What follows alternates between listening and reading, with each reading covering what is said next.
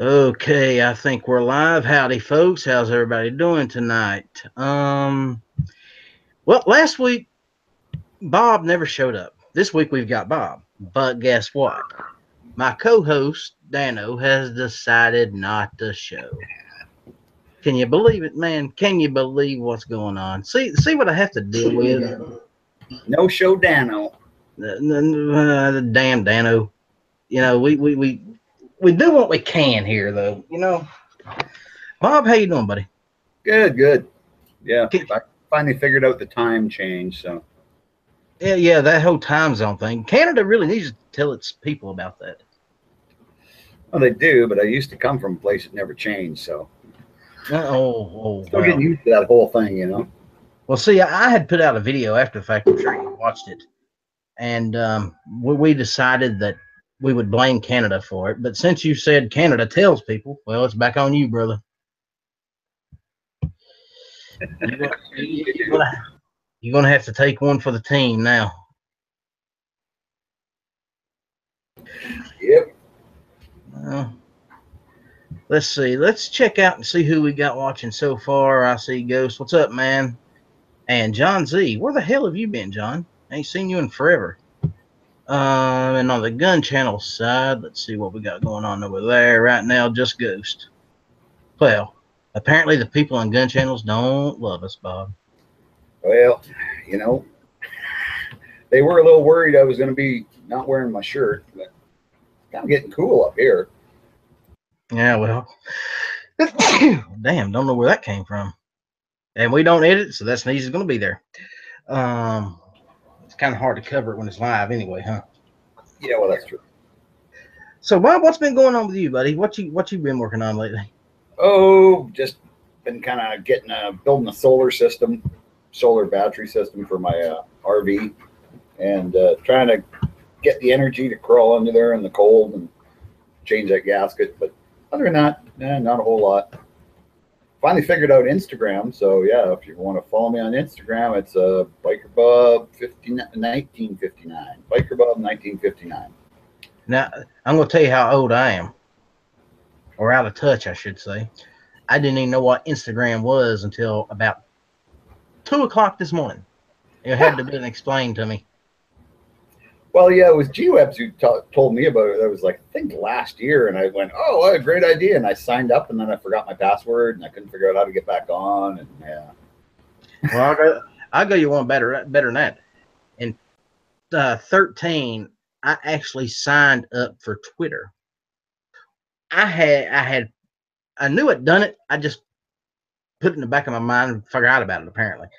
But I realized earlier this week, damn, I got a Twitter account. That'd be great for this. So I went ahead and went on Twitter and, got everything rolling there. So now I have a working Twitter account, just not, something that's just sitting there going to waste. Yeah, I think I have a Twitter account too, but I'll be damned if I remember what it's under. And all I ever do is it's set up to automatically repost things I like and stuff, or I can repost. Yeah, so yeah, I post stuff. I just have no idea how to get on it to actually post anything other than when I just post a video or something or like a video. And I didn't say just Ghost. I said, Ghost, what's up? Clean your ears. And if I did say just Ghost, I'm sorry, Ghost. I apologize, Ghost. You have the best show on Tuesday night, Ghost. Please, I beg you for your forgiveness. And I hope that makes up for it. Yeah. At 8 o'clock tonight, Ghost has a show. Nobody missed that show. Oh, Ghost got a show? I'll have to check that out. Yeah. 8 o'clock tonight. There goes my night, right? Yeah, I'm telling you. It is what it is, brother. And around here, if you snooze, you lose. Oh, too true. Yeah. Well, like I said, there's two good shows comes on tonight. There's Ghost Tactical, which is at 8, and then there's that other show. What the hell's the name of it?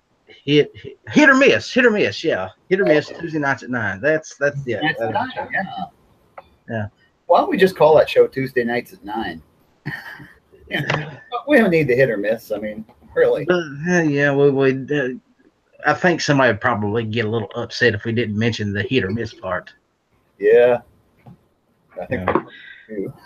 And this person shall remain nameless because, well, if we say his name 3 times, he's liable to show up.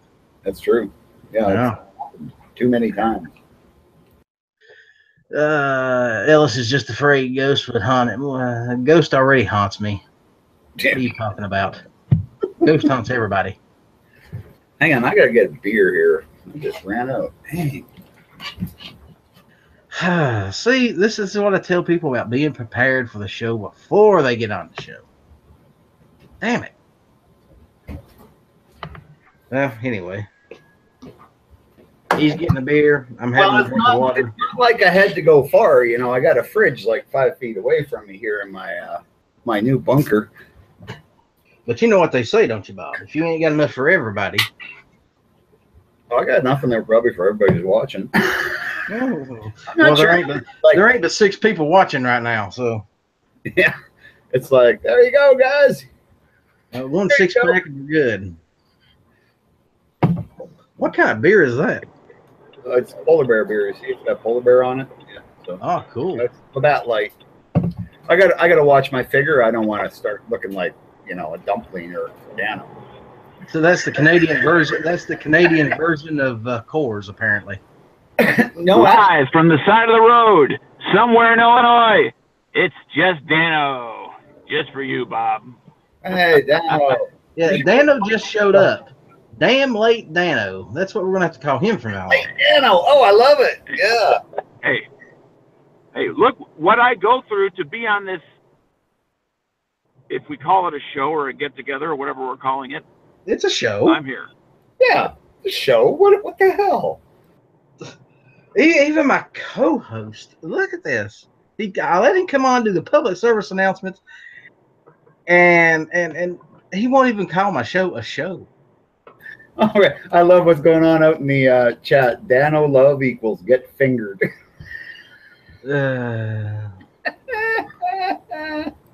Yeah, well, let's talk about the big thing that happened over the weekend, Bob. The 2A rally. Yes. Now, you said that you were actually planning on getting out and doing something up there? Oh, hell no. No, there's no sense. I've almost pretty much given up here. I mean, if we can keep our semi-automatic rifles, that'd be a win. What exactly are you? What are you allowed to have and what aren't you allowed to have? Well, we're allowed to have lots of stuff. I mean, even things we're not allowed to have is probably easier. It's like things like we can't have FN, FALs. We can't have AK-47s. I think their biggest thing now they're pushing for is they want to get rid of 50 cals. They don't think we should be able to own 50 cals. But they have talked about they want to get rid of all semi-autos. Right now we have a government that's basically it's kind of like Antifa snowflakes. The prime minister who shows off his socks and says he's a feminist and super socialist, but at the same time he goes and supports Muslims, goes to mosques and stuff like that. It's bizarre. This guy is nuts. So yeah, that's where we're sitting. It's really sad when you think about it. I mean, we were a great country at one time, and this liberal government's just destroying us. They put us so far in debt. Like in a year, they put us something like $1 trillion in debt. It's crazy. And he's given all the money to other countries. He gave some millions of dollars to Hillary Clinton's slush fund, the Clinton Foundation. Crazy. Why would anybody want to waste money on Hillary Clinton? That's throwing good money after bad. Yeah, I mean, we got homeless people freezing to death, but he's putting up heated mobile trailers and stuff for the refugees that are crossing the border illegally because he invited them here. Ugh, it's just horrible. Well, Hillary did find herself out of a job. She needed a little support. She was in kind of a tough spot. She was in a transition in her life. Yeah. She needed a little handout. Yeah, so G-Head Justin was right there for her. Yeah, horrible person. Maybe that's what we ought to do. We ought to just move all the liberals up to Canada and move all of you guys down here where you actually belong. Yep. Just, I'd rather just the western part of Canada separated and became part of the U.S. Because then we got all that good hunting. I'm up for it. We'll figure out a way to get you annexed. Yep.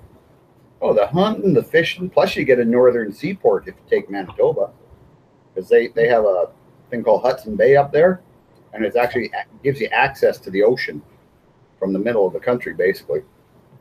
It's only good for the summer, but yeah, because it's frozen the rest of the year, right? yeah, pretty much, yeah. They actually run icebreakers for part of the year to keep it open because we shipped a lot of grain from there. But that's just it wasn't they weren't getting enough political points for doing that. So they used to do it just because it was good for the country, but now everything's done for how many political votes can you get. Yeah. Politics, man, sucks. Oh, politics sucks no matter which country you're in. Too true, eh? I mean, look at our situation here, man. And here's the thing: we've got people fighting our president right now, and they don't even know what the hell they're fighting about. It's the lies about him. I mean, I just saw some stuff today where they were blaming him for killing a bunch of koi in a pond, and your Clinton News Network had cut the video up so that it looked like Trump just got pissed off at wasting time and dumped all this fish food, but he did exactly the same thing the Japanese prime minister did, and they cut that part out to make Trump look bad, and then they lied about it and said, oh, he's killing these fish by overfeeding them. Well, it's a huge giant koi pond, and he threw basically a handful of fish food in. It was crazy. I can't believe that they would do something like that and think they're going to get away with it. But I guess they would have before there was the internet. So maybe they just haven't learned yet. But we're watching. Oh, we're always watching. The problem is they don't care that we're watching. We're going to be an idiot. Yeah. Every day. I think they look at it this way: is that the people that they're preaching to, the people that they're doing this kind of stuff for, they won't even bother to see if there's any other, because they want to believe this so bad that they won't even bother to look for the truth. They're just going to believe what they're spoon fed by the news agencies and the mainstream media. It's kind of odd. Yeah, that's about ridiculous, man. It really is. I mean, the truth is out there. All you gotta do is do a little bit of searching, and you can find it. It's not difficult. Anybody can do it. Yep. I'm doing a YouTube program right now, folks. If I can do this, you can do 5. You can do 5 minutes to search for something on the internet. It's not rocket science. Even Ghost Tactical can do this. Yeah, and he's a Marine. Yeah, seriously, that's what I'm saying. I mean, I tell people the same thing. It's like, oh, I don't know, I don't do the internet stuff and everything. I'm too old for that. And I go, crap, man, I can do it. And, and I'm freaking ancient and not very technically skilled. Nor do I have patience. See, I know what's going to happen after that last comment, though. I know Ghost heard that shit. I know in the back of his mind, he says, okay, I know you're on my show tonight. Be ready for it. I'm ready for it, buddy. All right. Send it. Now I got to watch for sure. There will be a retaliation for that comment, I assure you. What's funny is, like, Marines will admit to them, they'll admit to other people, oh, yeah, Marines are dumb as sticks. But if you tell them that they're dumb as sticks, then they get upset. And it's like, well, you admit it, and then you get mad when somebody else goes, yeah, you're right. Oh, God, I'm going to get killed when I come down, aren't I? I better not. You probably won't only get killed if you show up around ghosts. Just avoid ghosts and you're fine. I got to tell you how hard it is to sit here and not say anything. Well, Dano, you're welcome to say something. I mean, in fact, it's about time for your public service announcement. Well, and by the way, I'm shorthanded on that tonight, so tune in Thursday. But this is Bob's hour to shine, so let him shine. You know how hard it is. of how baseless his opinions may be. Do you honestly realize how hard it would be to get Bob to shine? No, I saw Mythbusters and they actually polished a turd. Okay, well, I must have missed that particular episode. It was interesting. I can imagine. Bob's I have a favorite. question for you, Bob. I got a serious question. Me and got a bunch of the guys over on Gun Channels got to talking. How many beers does it actually take to get that RV going? Put an engine in an RV. Yeah. Actually, not that many. It's just a matter of getting my ass in gear. I think the beers are actually slowing it down, we could say. Yeah, we need to have a beer strike or something here, and then I'll be bored and I'll have nothing to do, and I'll just go and do shit. Well, yeah. We'll see. There was a pool going on. Some of us said it would take you a case. Some of us said that maybe a 6-pack. One guy said it would probably take a couple kegs. Well, a 2-4 just to actually get me, that's breakfast, right? So on the weekend, I mean, obviously not during the week. A 6-pack is fine to get the start of the day. Yeah. Hey, we were raised on beer. Oh, look, now Dead Horse shows up during the show. Hello, Dead Horse. Welcome. Hey, Dead Horse. Howdy. Dead, I sent you that invite so you could show up at the pre-show so you and I can have a conversation about something. Oh, I'm sorry, man. I just barely saw it. I'm just kind of working at my gun bench here, and then I figured that you might need someone to actually do an interview with. No, he actually showed up tonight. He showed up tonight. All right. What? Everybody's going to show up because, Bob won't show up. Well, I thought Bob was already passed out is what I figured. I figured 10 minutes into the show, we'd already be a fifth into it. No, this is only my 4th beer. I'm good till tomorrow morning. We don't worry about Bob. We don't worry about Bob passing out until he gets to the 15s, 20s, up in that area. I get through a 2-4 and I'm getting sleepy. I don't worry about Bob passing out till I see his cat walking around behind him. Yeah, I don't have a cat anymore, so yeah, I lost those in the divorce. Yeah, those divorces, man. Them things are a pain in the ass. Oh yeah, I mean it's hey, I'm going to take all your money and leave you homeless, and then I'm still going to want more. Women are weird. Yeah, and fickle. Yeah, and vengeful for things you didn't even know you'd done. And here's the thing, and I noticed this. You do something now, and she might not act like she's very upset about it or anything. 6 years from now, she's going to bring that shit up. Do you remember when you did that? And of course, and you look at her and you say, "No, I honestly don't." Yeah, I remember. And she says, "Well, let me refresh your memory." Men are like dogs, right? Or once it's past, we kind of forget about it. So I told you when you bought that gun, you shouldn't have bought it. Yeah. Baby, I bought that gun 8 years ago. It don't matter. We could use that money now. Huh? What about the 15,000 pairs of shoes you've bought between then and now? Oh, don't get me started on women and shoes. The 15 pocketbooks, the 20,000 shoes. Let's. No, it's when you buy a gun, right? And let's say it's you get a good deal on a gun, right? Killer deal. So you get this maybe $800 gun for $400 or something, right?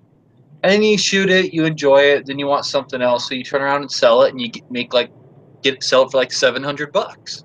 You make $300, and now she's well, that's my money now. I want to use that money to buy this or that, and you're wait, what? Yeah, you're the one who told me not to buy it. Yeah. No, I want to reinvest this into another toy, something else, and nope. Yeah, you know how many pairs of shoes I could buy for that? 2. Yeah. Yeah, that's One just shopping the bargain bin. Yeah. I mean, how come like a guy can have a pair of boots, a pair of flip flops, and a pair of sneakers, and he's good, right? Whereas a woman, they've got to have like 75 pairs of shoes to go with all the 75 outfits they have that they wear once and then hang up in the closet.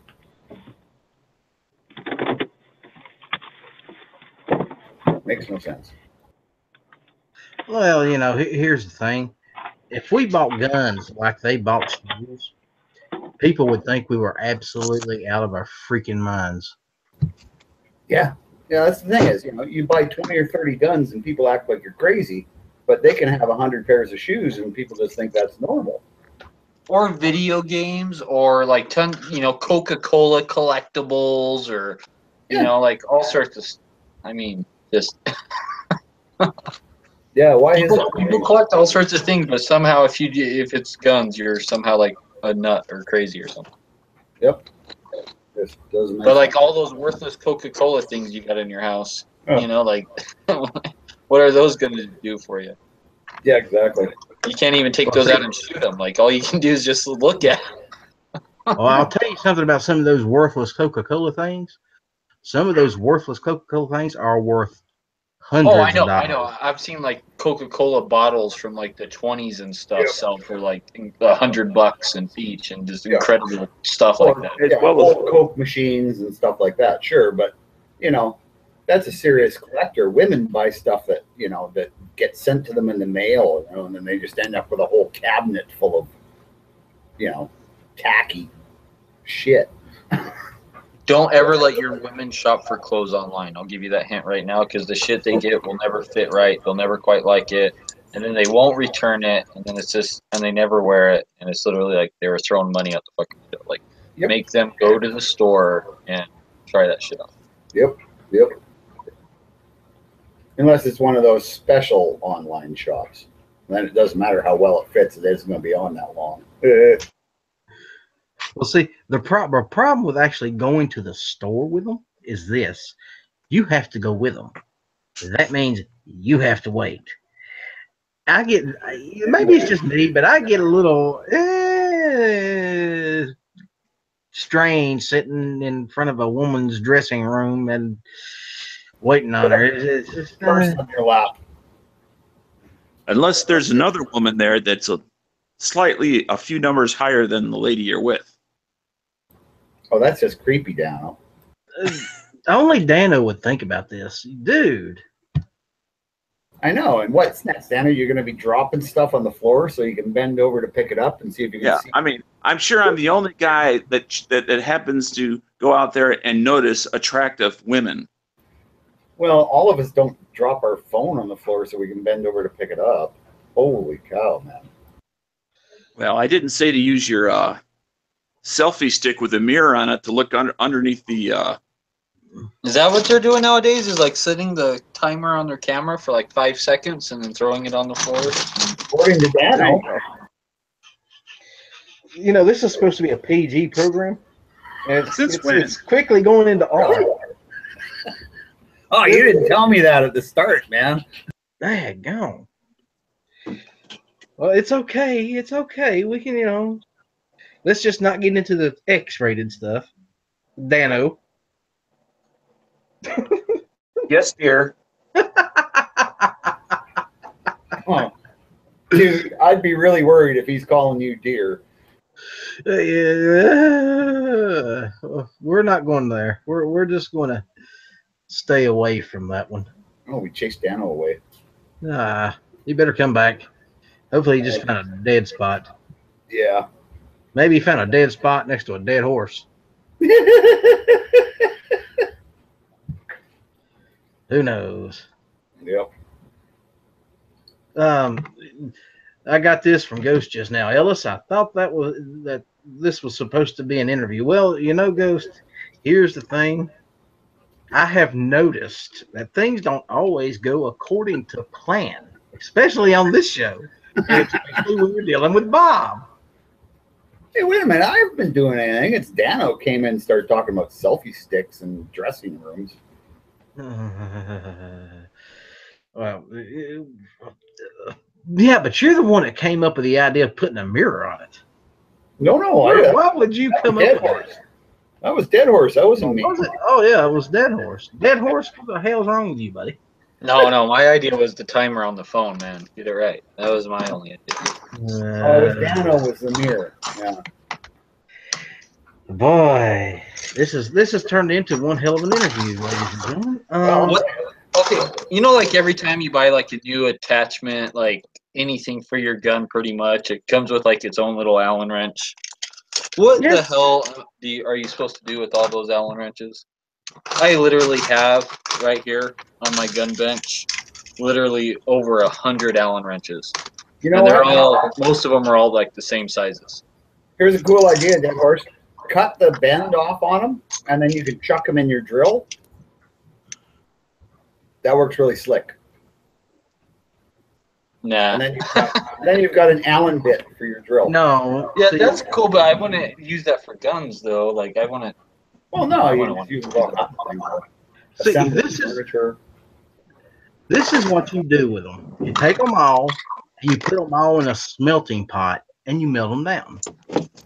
Make bullets out of them. No. You make knives out of them. Yeah, that would actually look pretty Out of cool. an Allen wrench? Yeah. Oh, once you heat the steel up, Would that make a decent blade, man? I'm sure it would. Okay. Because like usually, like I've always been taught just to go get like some like leaf springs. Oh well, leaf springs make excellent knives. Yeah, use like some sort of spring steel is what I've always been taught. yeah, but no, if you use the Allen wrenches, you can make like almost like a Damascus. So it'd make really cool Yeah. knives out of it. I'm not going to tell you. I'm not going to swear that they would hold up to any serious abuse or anything, but it would make a cool looking knife. Well, it can. If you use, you have to seal them up when you heat them. So you put them in a piece of square stock, and then weld both ends shut. What do they call that? There's a term for it. I can't remember what it is right now. Yeah, I'll like think of it later. You know, I have noticed we went from interview to tool time. Well, who are we interviewing? Well, we're supposed to be interviewing Bob. Well, that was an accident on my part. Well, it was a happy accident. We will accept it. Yes. Yeah. Okay, Dano, you're forgiven. Cold moose maple syrup. Interview's over. I take it Dano is now home. Yes. Yeah. We can see his nose hairs again. Yeah. Here's the culprit right here. That's what made the mad noise. Because I was looking at how to mount this beast into this. Here. You might try drilling holes and using bolts. Gee, what a great idea. Maybe I'll have, like some of, what are these things? Machine screws. Yeah, those are machine That's screws, real not handy, bolts. wouldn't it? They're actually different than bolts. Bolts you can Get some actually washers. put a wrench on the head of it and really tighten them down, not just have them spin around. Yep. Well, All the good stuff. I have lost all semblance of control tonight, ladies and gentlemen. That's okay. I could have warned you that would happen if you let Dano in. I just, hey, you know what? Dano does every show, and he does a great job with his public service announcement. Of course, he don't have a public service announcement tonight, apparently. Well, that's because he's not organized like I am. Apparently. But I'm sure if he looked really hard, real quick, he could probably find something, somewhere. And For those of you men that have had a problem as you've gotten older, there's the resizing lubricant. Jesus, Dano. Holy cow. Yeah, we've just went down the rabbit hole, ladies and gentlemen. So Not everybody ages And it gracefully. wasn't me. It wasn't me. It wasn't Bob. Right? Yeah. It really wasn't Bob this time. So, We got the scales of justice, or good for the crack business. Yeah. What do you think? So we've now discussed porn and crack and Voyeur. Tell me, what do you think's wrong? selfie sticks, and What's wrong with this dye? it's in your hand. You bent it? Is that what a depriming dye is supposed to look like? How would I know? I don't know anything Depends about on reloading. the caliber. Or like a 7.62 by 39 that looks just about perfect. Yeah. It's a bent priming pen, deprimer pen. No, see, they're I have supposed a to be spare. bent like that so you can deprime like steel cases, you know, because they have like the Right. different primer on there. Yeah. But I did this so tight, apparently by hand, I now can't get it undone. It's called a wrench. Yeah. Oh well, no, there are videos on using impact wrenches to get these things apart. Uh-huh. I would like literally probably stick it in the oven. You're actually telling us, Dano, that you have superhuman strength now. Yes, because I actually have went to the train. wrenches right here. Were these made in China? That might be part of the problem. Stick it in the oven, Dano, and then pull it out with some like thick gloves on, you know, and then put your wrenches on it. You have to tell him to use gloves. I wanted to see the video. And not like oven at 350, but like oven at like 200. Okay.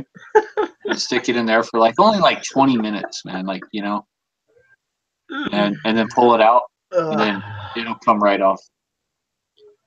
And it won't like hurt anything, and 200 degrees isn't like enough to mess with tolerances or weaken it or any bullshit. But it'll loosen it up just enough that you can get it apart. This is my new walking stick. Vroom, vroom, vroom. Okay. Come on, guys. We're supposed to be a serious channel here. Damn, we done lost Dano again. We're supposed to be doing a serious, hard question interview.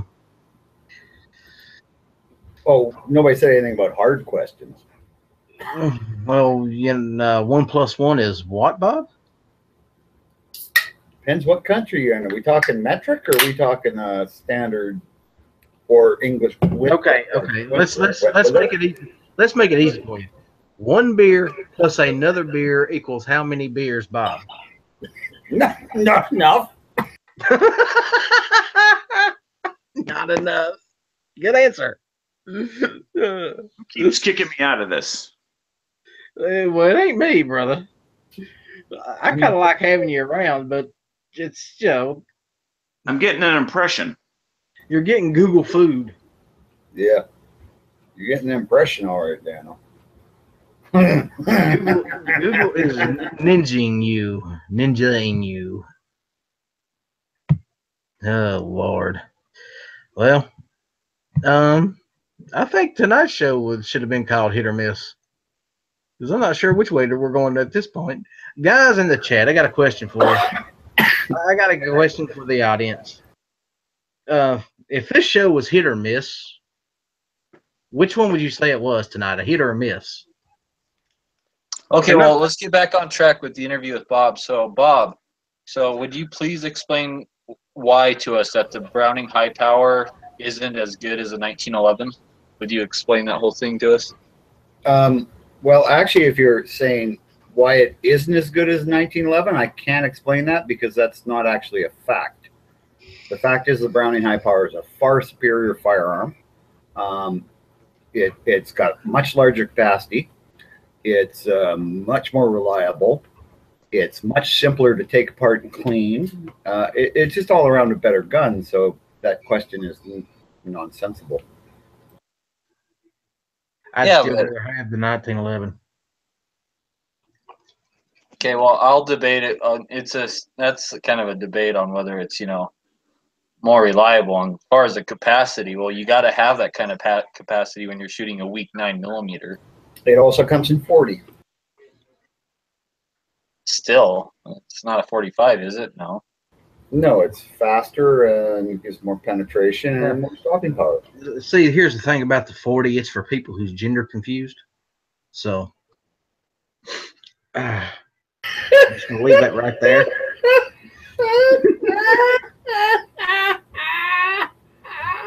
Oh, I gotta use that, man.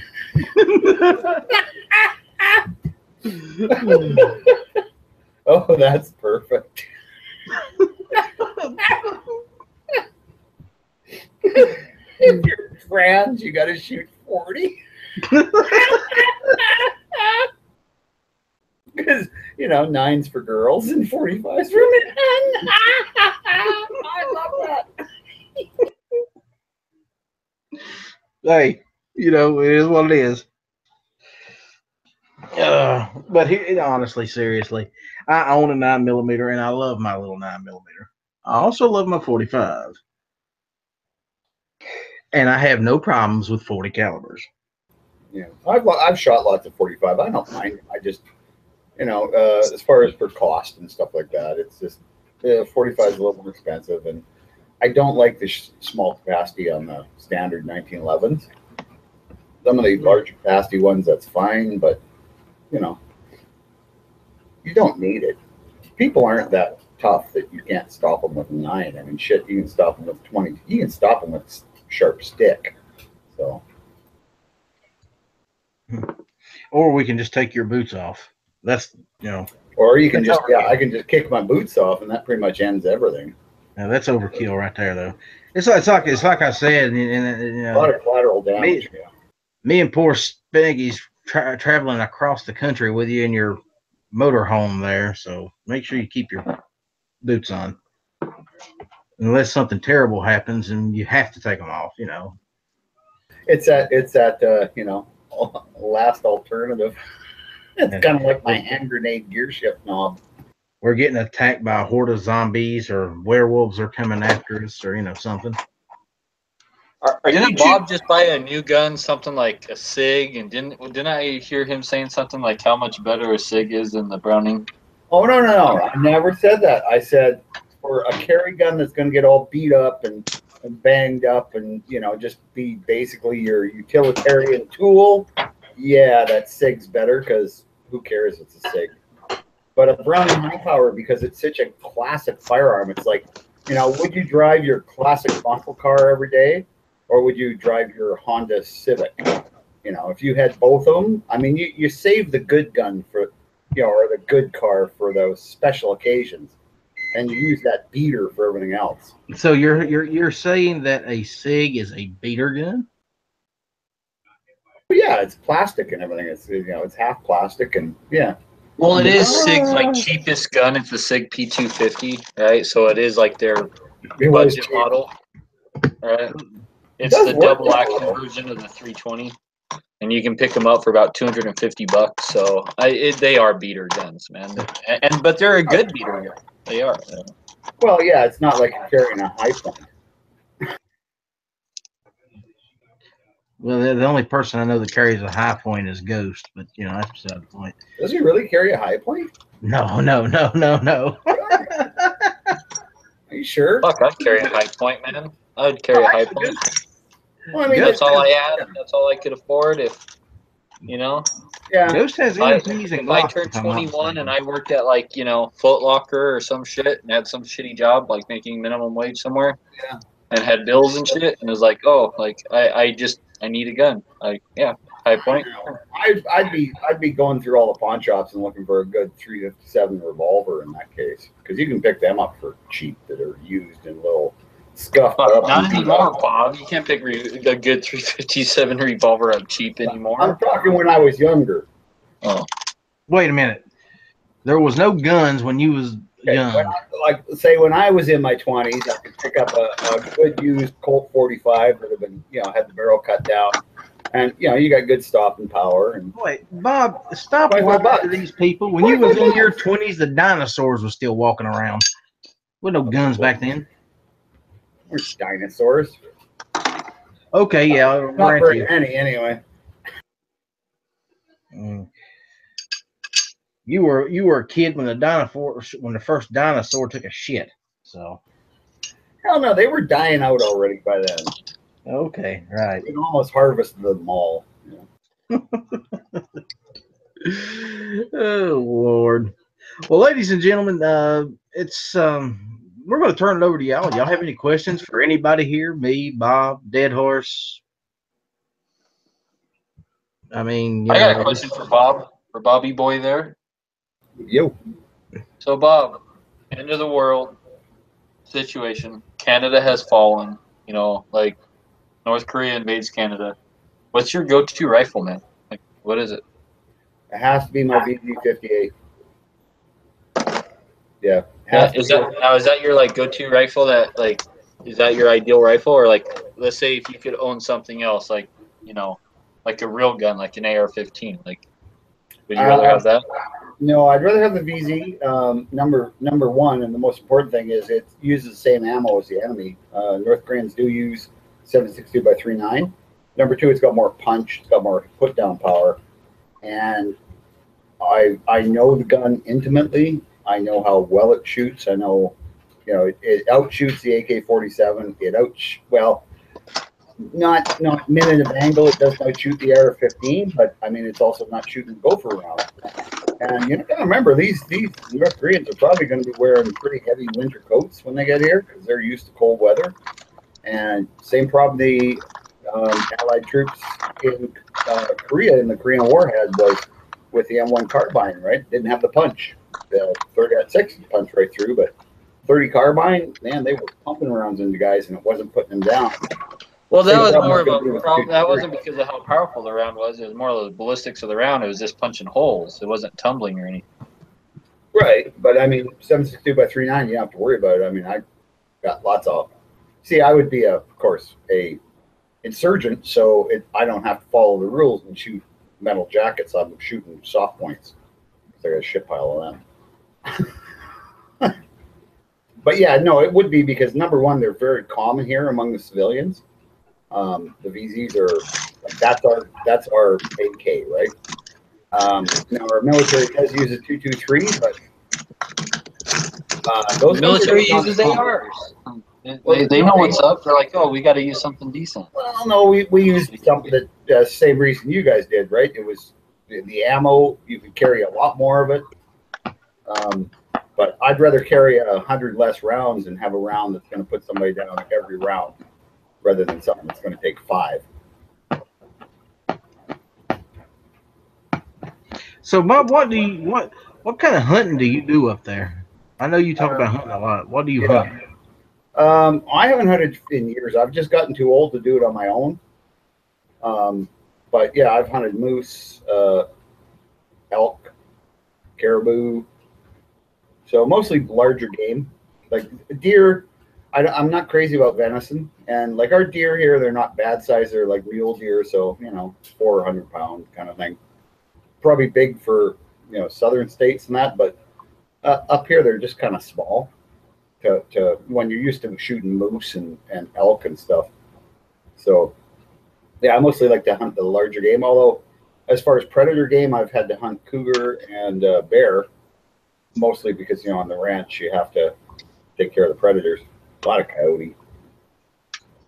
No, not wolves. We haven't really had a problem with wolves. They're smart enough to stay up north where they're safe. So yeah, never had a chance to shoot polar bear. They are really restricted as to how you can hunt them up here. I'd love to. If I ever got a chance, I'd want to try one with a handgun. Just cause. Well, what was your go-to rifle? 30-06. Yeah, I usually either had a bolt-action 30-06, usually Remingtons, or my favorite now is the one I inherited from my dad, which is a 1959 built Remington 740 semi-automatic. I love that gun now. My dad got it as a bush gun because most of our hunting up here is at short range in bush. And so you want a heavy bullet to punch through the bush, and you want a heavy bullet to put down big game. And he really liked semi-automatics. He had a thing for them. They definitely have their place, especially at short range, and you need a quick follow-up shot. Man, you can't beat them. Yeah, for true. I mean, before that he had a Marlin lever action in 308. But, You like You that? always hear people say that you can't take out a moose with a 30-06 or it's just too small. Well, that's Apparently not. no, that's total bullshit. 30-06, you can take anything in North America, polar bear, grizzly bear, anything. It's that round is a very important round. It's bullet weight with 30-06. I mean, you shoot a 220 grain 30-06, and that will drop anything in North America and most things in Africa as well. Yeah, yeah, even in Africa, there's guys who've hunted, even hippo with 30-06. Yep. Well, one of the most There's stories of people dropping elephants with 303s in Africa. Yep. That's So one of the 303 will do it. Yeah. One of the guys It reminded me of the story of how people have killed bears with 22s. They And may they have have. killed bears with 22s, but I'll tell you what, it was not the optimal round to go after a bear with or defend No, one's of course life with a not. bear. Like, no one would deliberately go out and hunt a bear with a 22 rimfire, but if it's trying to come in your cabin and it's tearing through your door, and that's what you got, that's what you're going to use. All right? But that's not what this conversation is about. It's No, about this is what's most what's the appropriate, optimum. Well, not even the what's optimum. most appropriate You for gotta the remember- largest game in North America. And you know what? More polar bears have been taken with 25-06 and 223s up in the Arctic.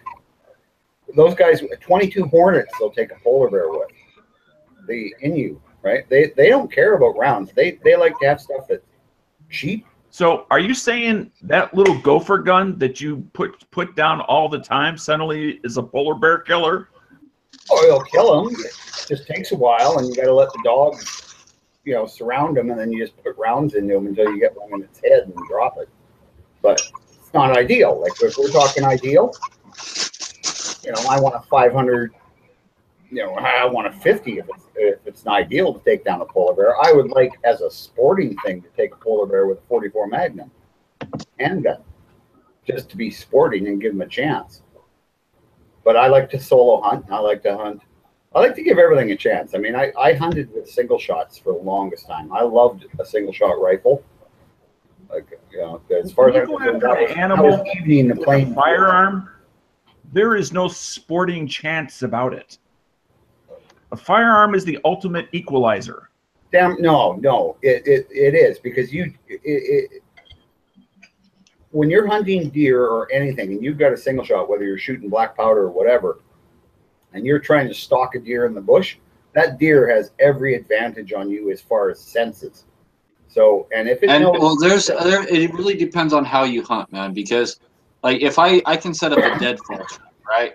Like some squirrel or something, right? Or a snare or trap or something like that. And is that really more sporting than me shooting one at 400 or 500 yards away, where an inch is the difference between missing it and hitting it? Like, I mean, I don't know. It depends on what you're doing and stuff. Or just leaving it where it's still alive. It's like duck hunting, right? If you're duck hunting or goose hunting for food, I know Aboriginal people up north, and the way they hunt ducks and geese, they don't wait until they're flying. They shoot them on the lakes. They shoot them on the ground, and they do that for a reason. They're hunting to get meat. So there's such a difference between hunting for sport and hunting for food. If you're hunting for food, you do it the most economical, efficient manner possible. Now, whether that's using traps or shooting them when they don't have a chance, kind of thing. But if you're shooting for sport, you want to let the ducks fly in. You want to take them in the air. It's a different way to hunt. I mean, you can hunt quail and partridge sitting in a tree, and you just start by shooting the bottom one and use a 22. You can shoot a whole flock of them, and they won't even know what happened. Now, of course, that's doing it for food. You're not doing it for sporting purposes. So there's such different ways to look at hunting. You can look at hunting for sport, hunting for meat, or you can also do hunting for meat, but I'm in that I'm going to eat it. And I don't believe in hunting unless you're going to utilize that meat, unless it's varmints.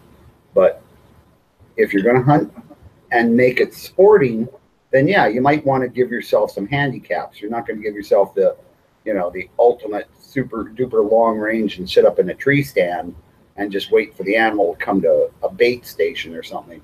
you're going to want to go out there and walk the land that that animal lives in and knows intimately, and you're going to try stalk that animal in order to prove to yourself that, number one, you can do it, and also to, in a sense, give the animal a sporting chance. You might be using a firearm, but you are in its environment, and it has every advantage when it comes to senses. So, I mean, that's the way I look at hunting. If I had to do it in a shit hit the fan situation, I would not be doing anything like that. I would be setting up, I'd probably be setting snares, to tell you the truth. They used to, you know, when G-Webs went to that NRA Whittington Center, they used to have a guided handgun hunt there for mountain lion. And the guide would take a 12 gauge, you know? And I was reading this thing in American Rifleman about it. And this guy was telling a story about going on that hunt. And he said that, you know, all of a sudden the guide, he warned them first before they even went out. But when he whistled, that means that he was being stalked. And because they actually like put a scent on you of some kind to attract it. Like and how you hunt, how they were hunting them was by having the mountain lion hunt you. And when the guide would whistle, that would mean that the mountain lion was near and you needed to be on your game. And the guy said that you only got 2 shots before I put it down. And I don't think they do that anymore, man. But that sounded sporting to me. Yeah, and like I say, if you're hunting for sport, you've got to give yourself a handicap because you do have a firearm. I mean, bow hunters get my respect. I mean, people who hunt bear and stuff like that with a bow, especially people who stalk them. I've always thought if you stalk an animal rather than sit in a tree stand or sit in a blind, you're one step above, right? And that was the way I was taught to hunt. I didn't think there was any other way to hunt. When I heard about people using stands and shit, I was like, really? That's boring. Like, because it was so fun to walk through the bush and try not to make any noise. And I've had times where I've like damn near stepped on a deer and just about shit myself when it stood up like 5 feet in front of me and bounded off into the bush. I mean, didn't get a shot, of course, nothing. I mean, I was just, and when I think of a sporting chance, I don't think of, oh, if I miss you with my first or second round, then the other guy will come in with the much higher performance firearm and make sure that the predator gets killed. To me, a sporting chance is if I shoot and don't kill you, you are going to kill me. That is a sporting chance. The liability insurance for that kind of hunt. Yeah, I mean, we've all read stories and seen movies about that, where people go back in time and hunt dinosaurs, right? Yeah, actually, that'd be interesting to hunt dinosaurs. I think I'd want a 50 cal for that. I mean, it's not that I'm not an anti-hunter. I just don't see what people call sport hunting is really sporting. For predators, anyway. Well, hunt with a bow. Go after a grizzly bear with a bow. People do it. Yeah. Go after polar bears with a bow. Yeah. Right.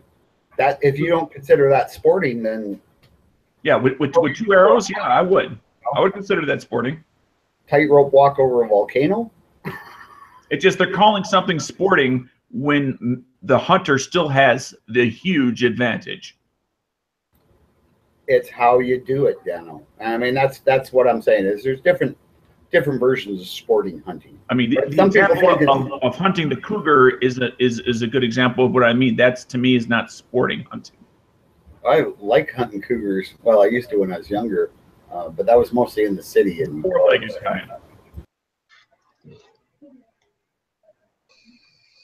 Well, here's my take. I have hunted all my life. My intentions were never, I'm not out there to collect antlers. I'm out there to get meat, pure and simple. And me, for one, I do not have an issue with shooting a deer right between the eyes. I ain't worried about how pretty its head is. It ain't going on my wall anyway. But call it for what it is. You're hunting for meat. You're not sport hunting. No, I don't. Here's the thing. You know, you got these guys that go like to Africa and they're hunting elephant and they're hunting this. Well, here's the thing: these guys are actually hunting animals that can kill you. Even if you hit them, they can still kill you. Yep. Because chances are you're not going to drop them with one shot. Well, and unless you're a shot. Even then, that meat does not go to waste. If they don't eat it themselves, they'll give it to a village. They'll say, "Hey, look." That's what's done in Africa now. I mean, any animal that's hunted now is pretty much an animal that they're culling the herds. It's so controlled there now. Eh? So when they have these trophy hunts, these are animals that are going to have to be culled anyway, and they get paid like huge amounts of money. So this conservation groups, that's how they survive. That's how they pay for the land they buy. That's how they pay for the fines or the if one of those animals gets out and stomps some farmer's crop to shit, they have to pay, right? So the only way they can afford to do that is to allow these hunts. And these are animals that are going to have to be culled anyway because their land area has gotten so small. It hasn't happened up where, like in Canada yet, but I know in areas where you guys live, the wild land has gotten smaller, and so they're having to cull herds. Because what's better, to have the animal harvested and utilized, or to have the animal starve to death in pain? And like, there's nothing worse for an animal than to starve to death or die of disease. Far better to keep the herd size. I have no healthy. problem with the harvesting or the culling of the herds. It just, I just want people to call it for what it is. Are you culling the herd? But you're calling it sporting, as if the deer has some sort of a possibility of getting out alive.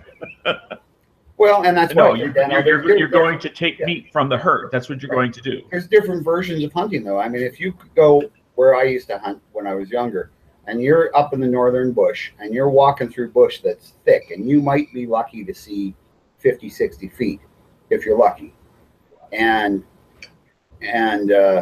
you're walking through there. You're not having animals push to you. You're not sitting in a tree stand waiting for them to come to a feeding area.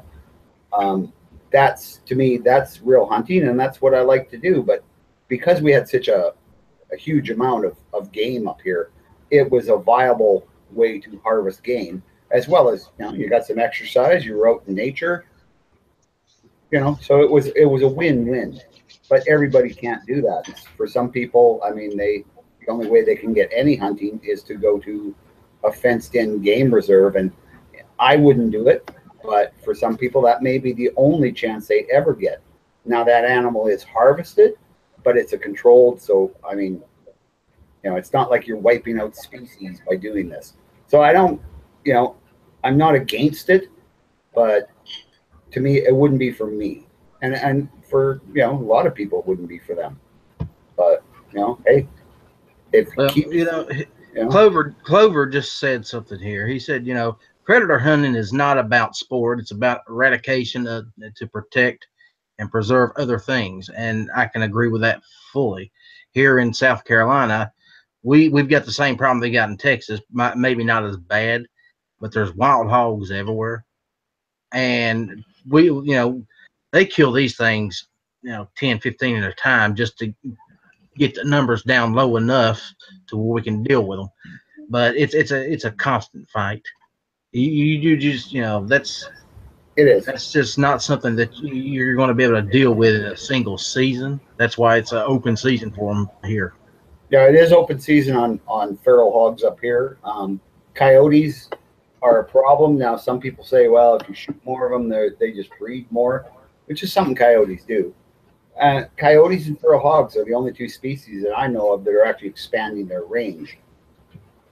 There's something to be said about that. These are two very intelligent species, much as we don't like to admit it. A coyote is like a super smart dog. Well, back in the early 90s, I saw some coyotes in West Virginia. And up until that point, I didn't even know West Virginia had coyotes. So, where these guys were coming from, nobody knew, but I wasn't the only one that was seeing them. West Virginia is one of the most wild eastern states there is. Yep. It is. It's tremendously rocky, and it is mountains. That's all. That's all it is one big mountain. And but you know, we hear stories of wolves. We hear stories of mountain lions, but as far as I know, up until the 90s, I'd never heard anything about a coyote until I seen that one, and I was like, well, you know, what are you doing here? Yeah, because That's one mangy looking German Shepherd. yeah, seriously, and it was like, you know, all my life you all heard about coyotes, but you always figured they were out west somewhere, you know, on the other side of the Mississippi. But their range is ever increasing. And armadillos, for crying out loud, we got armadillos in Georgia now, in South Carolina. There are coyotes in the suburbs of Chicago. They live primarily in the Cook County Forest Preserves as their primary range, because most of the land's been developed. But all the swamplands that have been drained to create more land for housing. So between the swamplands and these massive forest preserves that Cook County has in the suburbs, it's created a spot for the coyotes to reappear, and they have. Yeah. Ron White, Rich White, sorry. What part of West Virginia are you in?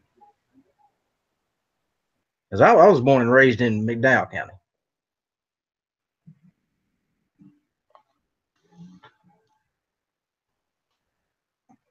And like I said, the first one I'd ever seen was in the early 90s. And I've been in the woods all my life.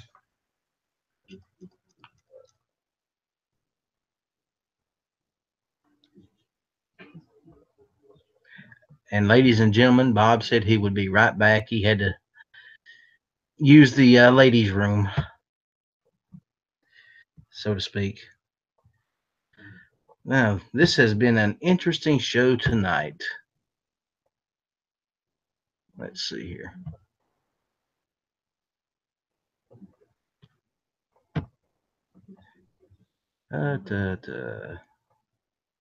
So, Dead Horse, what kind of animals do you hunt for? What do you hunt? Antifa. Antifa. Oh, well, dude, that's not even medium-sized game there. That's I hunt for them on Instagram. And I like to offend them and make them cry and ruin their whole day. a nice. You know, just like the right post can like ruin their whole fucking day, dude. You know that? Just saying. Well, it's not hard to trigger an Antifa guy. I say the word guy loosely, by the way. I use that term extremely loosely when talking about Antifa. But how about you, Dano? Do you do any hunting at all? No, I do not hunt. I'm fairly fortunate enough that I was able to eventually become a gun guy. I come from a firmly entrenched anti-gun. There's no need to hunt family as well as the greater family. So, but I have no problems with hunting. I just have issues with people who call certain types of hunting one thing to make it sound better to themselves. Well, it kind of sounds like we're on the same page then, Dan. Yeah. See, here's the thing. I'm not a sport hunter, like I said earlier. I don't go out to put trophy heads on the walls or anything like that. If I shoot it, I'm eating it. And that's the only reason I go out there. I like the taste of the meat. I mean, to me, there ain't nothing in this world tastes as good as venison chili. Yeah, I think that's probably one of the reasons I kind of, you know, besides the age issue, and when you're older and you do a lot of solo hunts, it gets really hard to start gutting and packing up big animals. So, you know, it's partially it, and it's partially I don't need to. I have lots of friends who still hunt if I, you know, that I can get meat from them and stuff. I bet the advent of a firearm was a great thing for you, wasn't it, Bob? Yeah, it was a real bonus. Yeah. Yeah. I bet you was thrilled when you got that first bow back in, the dark ages. I've never been that good with a bow, so it was a real benefit. Well, it is what it is. I can't afford sport hunts. Clover says, hunt for meat and kill for predator and pest control. I am certainly glad I'm not in Texas and considered a predator. I would hate to have Clover hunting for me. I got a feeling that would lead to a bad day. Okay, ladies and gentlemen, it is 7:05. We have went over an hour, and we are about to call this one Dead Horse. I like that. I couldn't resist, man. I just couldn't resist. Hey, Bob, I'd like to thank you for jumping on here tonight and actually showing up. Like I say, I'm sorry I missed the other one. Like I said, it's just confusion about the times. You have to tell everybody I did show up, but on the wrong, an hour or two late. Well, that's okay. You have redeemed yourself wholeheartedly in my eyes and the eyes of the outlaws. All right. Welcome to the family. We welcome you back with open arms. I appreciate it, Alf, man. On the other hand, there is Dano. Yeah. There is that damn late Dano. Yep. That's twice he's been late on me like that. Really? Yes. Wow. Yes. The first show he was late. Now, I realize you just gave Bob a bunch of accolades, but do you know all this afternoon he was referring to you as Ellen? No, I was calling him Ellis. I don't know where you get off the Ellen. All afternoon. See, Dano's a shit disturber, and he just tries to make trouble. Well, we love Dano here, so we just accept it. Yeah. Well, it's like everybody else on gun channels is great, and they're really good people, and we love Dano. Well, we do love Dano. We love all of our gun channels, brothers and sisters. Too true. I like to give Dano a hard time, but he's a pretty decent guy. Yeah. Well, here's the thing, and I'm going to say this right now. I'd go to bat for any of you. You guys have become very good, close, and dear friends. And hey, if you need anything, I'm not a hard guy to get a hold of. Nope. Just, hey, I found you to check the time. Yeah, there you go. There you go. Well, Bob, you got anything to plug tonight, buddy? I got a few things to plug. Number one, the Daily Show, right? The Daily Gun Show. Heck of a show. We need more people watching it. Number two, Gun Show Loophole Tour. That's a really good one. Number three, I want to plug my own channel. I know I shouldn't, but hey. Biker Bob 59. I'm at 821 subs. I'd really like to get to 1,000 before that, Clover guy. Although he's probably at 1,000 already. He was pretty much the same subs as me in 4 months and as I got in 4 years. So, but other than that, I have figured out Instagram. So now if you look at Instagram, Biker Bob 1959. There might actually be more than 3 pictures up there now. Maybe. I think I posted one tonight. I'm not sure. And here's the thing about the Tactical Leprechaun. We all love him too. Yep. And we think he's doing an excellent job. Clover. He is. Buddy, yeah. you do a great thing out there. Keep up doing what you're doing. Clover inspired me in so many ways. I was getting Clover and you and Ghost, I mean, you guys coming into the gun channels just has revitalized at least my feeling towards the whole, the whole thing. So yeah, I want to thank all of you guys that have come in recently and say thanks a lot. You've kind of given me a boost on, yeah, we got to get back into this stuff and really start pushing out some videos and doing some stuff. So amen, thanks, brother. Amen. Just Dano, you got anything for us, buddy? We only have one requirement here, and that is pro gun. Pro freedom. There you go. There you go. What about you, Dead Horse? our unofficial member tonight. Anything I want to plug? Anything you want to plug, especially the Outlaw Hatfield. Not all heroes wear capes, Shameless but they self-promotion. usually do on an AR-15. You know what? And that I agree with fully. Several months ago, I seen this post on Facebook where a veteran who was dying was giving up his liver or something, knowing it would kill him to save somebody else's life. He was a veteran, and I posted on that post. I said, you know what? Not all heroes wear capes, and that was exactly the true heroes in this country and all over the world are the people who wear the United States military uniforms, whether it be Army, Navy, Air Force, or Marine Corps.